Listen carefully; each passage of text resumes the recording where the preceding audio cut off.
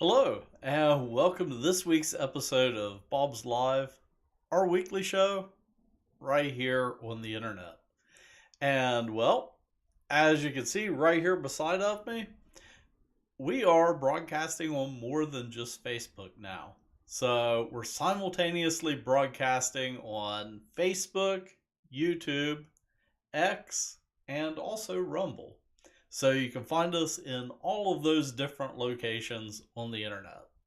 And it's kind of blowing my mind because I'm looking at like four different feeds right now. So that way I can monitor comments and everything in all of them. And well, first off this week, I thought we would head out to the greenhouse. And if you were online this morning, you might have seen me go live in this exact same spot. So you might have heard some of what I'm about to say previously. But let's head out and check out some calibrachoas in the greenhouse.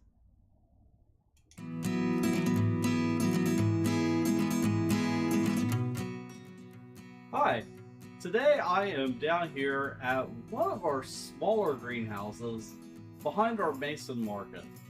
And behind me, we have some hanging baskets that have been transplanted from cuttings that we saw just a few weeks ago down at our field house location.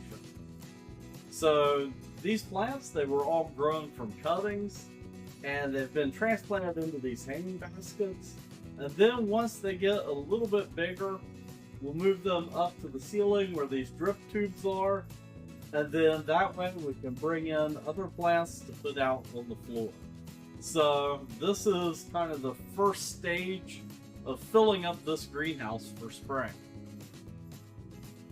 If we get down here and take a closer look, you can see some of these are starting to bloom. And most of the baskets in this section are just kind of a random mix of flowers.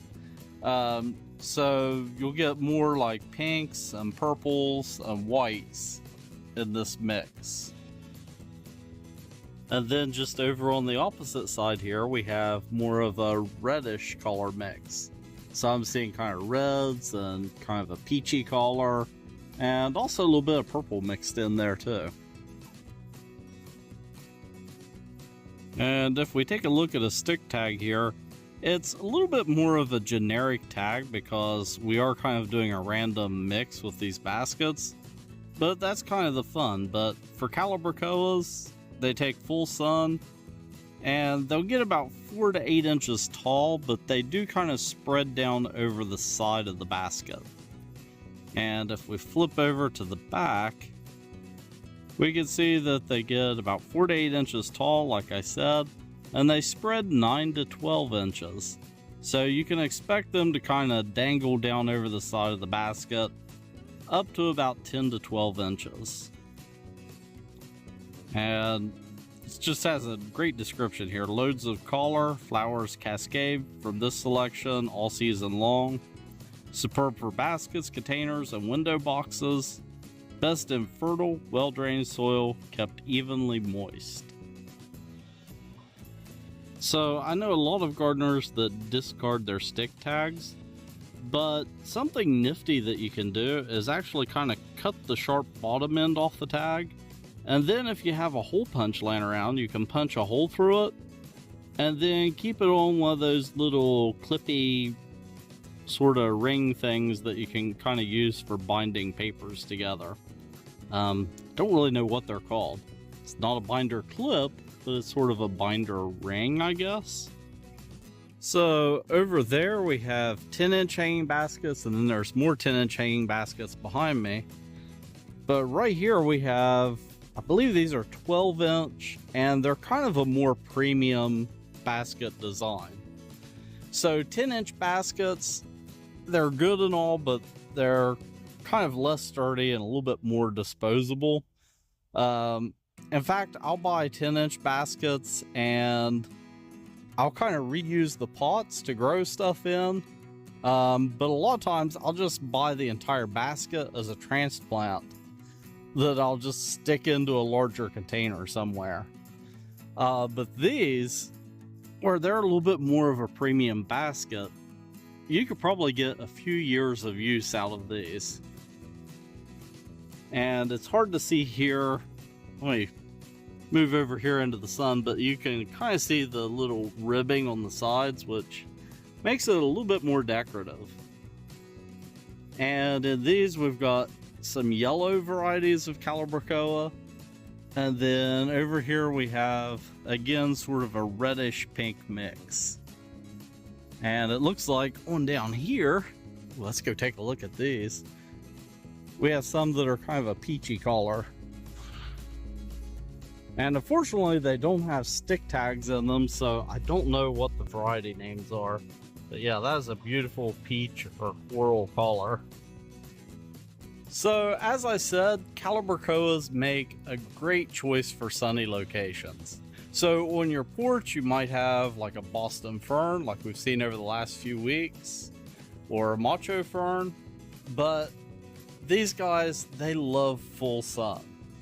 And that's why in a lot of towns, you see Calibrachoa mixes being used on light poles. They can take full sun really well, and as long as they're watered pretty much every day during the really hot part of summer, they'll just grow and look great. So that's the main thing, is during the really hot part of the summer, you want to make sure you water them every day, and then also fertilize them regularly.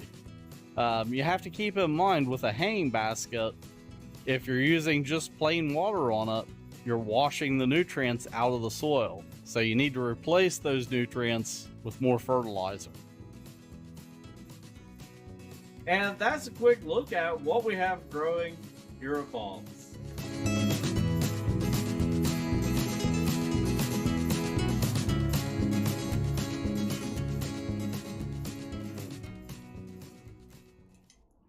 So that's a quick look at what's happening down in one of the greenhouses right in behind our market location at Mason. And yeah, that greenhouse, it's only a few years old.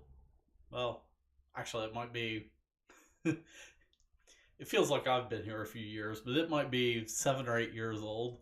But we used to have some older, like Quonset style greenhouses there, and we demolished those a few years ago and built that greenhouse where we can grow things like the baskets. And then once those get hung up, I think we usually put like gallon flower containers in there, things like dahlias, stuff like that. Anyhow, what I wanted to talk about this week is gift ideas for gardeners. So we've got Valentine's Day coming up. So if you have a gardener, what are some good gift ideas for your gardener that just says, I love you? So I put together some of my ideas. And of course, you know, if you've watched Bob's Live, you know I'm a fan of a garden journal. And let me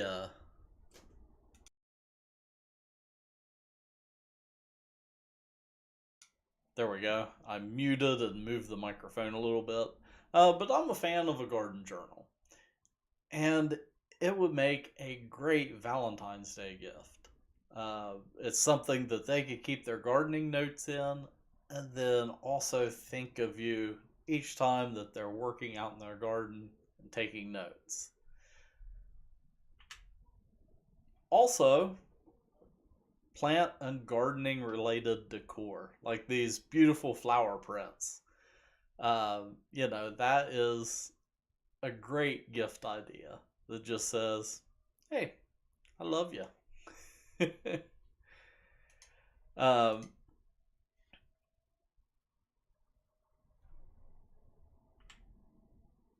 Another item that could be used for many, many years. I mean, I have garden tools that I kind of inherited from my grandfather. So I've got gardening tools that have lasted a long time. And you can do personalized gardening tools. So these, they have wood handles, and I think it says like Jane and Joy or something like that on those. I just did a quick Google search to find ideas. um, but yeah, some high quality garden tools that are personalized. Um, just having their name engraved on them, or burnt into them like this. That just gives it that extra little bit on top.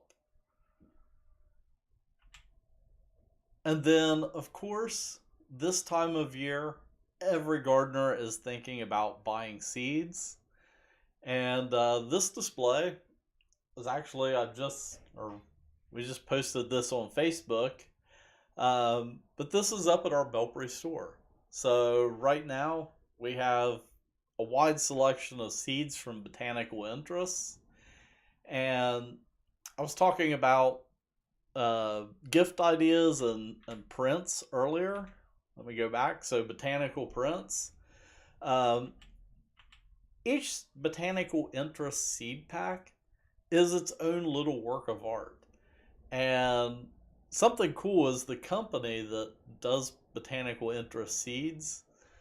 Um, they actually hire local artists to do the prints that are on their seed packs. So each one is its own unique piece of artwork. And yeah, I know people that collect seed packs and artwork like that. Um, but yeah, you can start planning your garden together and buying the seeds, and that makes just a terrific gift idea. And as your love grows, those plants will grow, and you can look out into your yard and see something that symbolizes your love throughout the whole gardening season. Um, yeah, I'm just ideas. You could do like some sort of like watermelon or tomatoes or something like that that's kind of juicy and sweet. And you could do like a whole like love is sweet sort of themed card with the seeds. Yeah, great idea there. Also at our Belpre store, we have a wide selection of specifically Valentine's Day mugs and then also planters. And that makes a great choice that could be used year after year. So it's sort of a decor item, but it has that longer shelf life. Chocolates are great, but something that can last year after year is even better.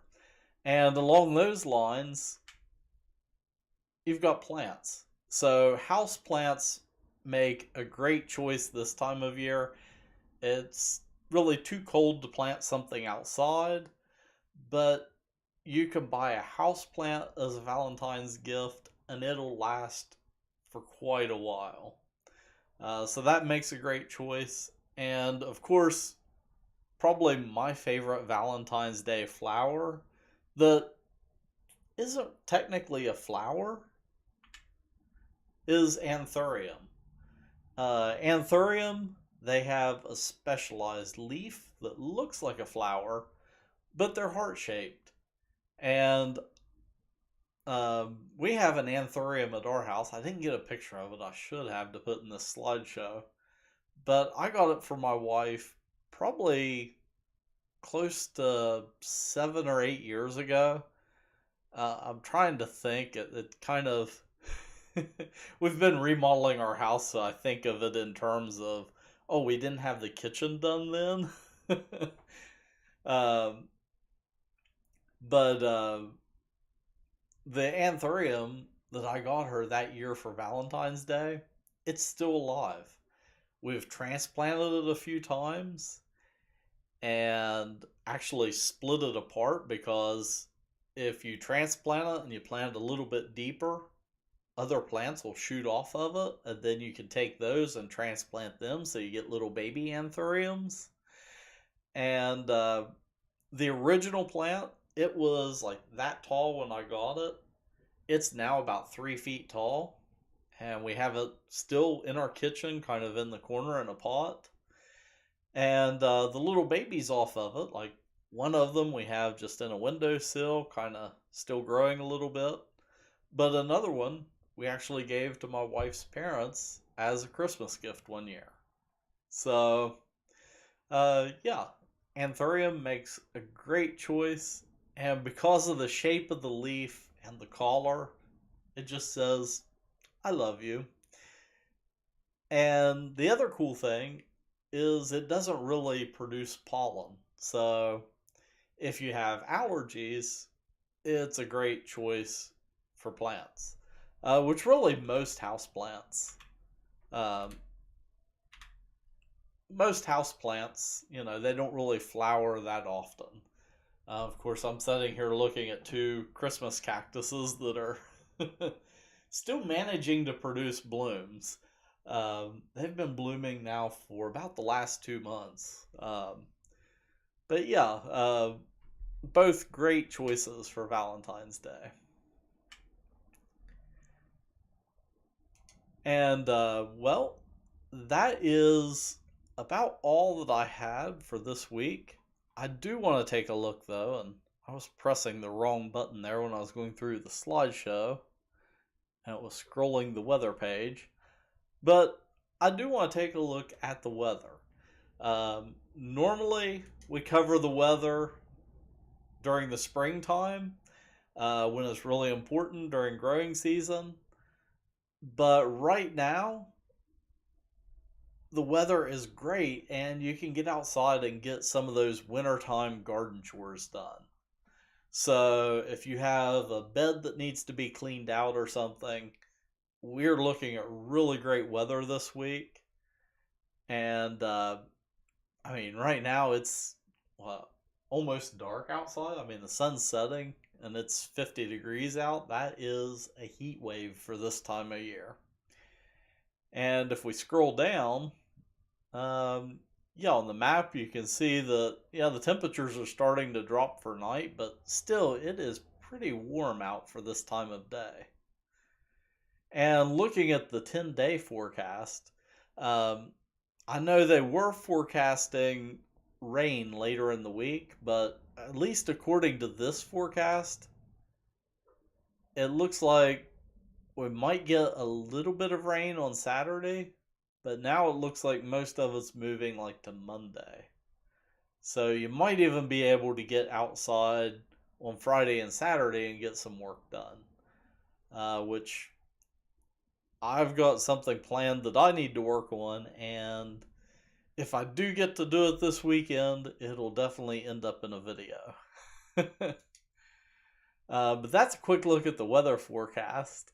And yeah, you can get outside right now and get some gardening tasks done. And, well, that is all that I have for this week's episode of Bob's Live. See, Carol just joined us, so you'll have to jump back and check out the rest of the episode here in a little bit whenever it goes live, or when the recording goes live. But yeah, we've taken a look at some awesome Valentine's Day gift ideas for gardeners. And if you check out our blog post this week, it's going to be on the same thing. I got a little mixed up last week because what I was referring to in last week's Bob's Live episode, I had already posted on the blog, and I kept referring to it as if I was going to post it later in the future. Because I plan out our blog posts like 3 months in advance, and yeah, sometimes I get a little mixed up. But, well, that is our show for this week. And until next time, keep growing.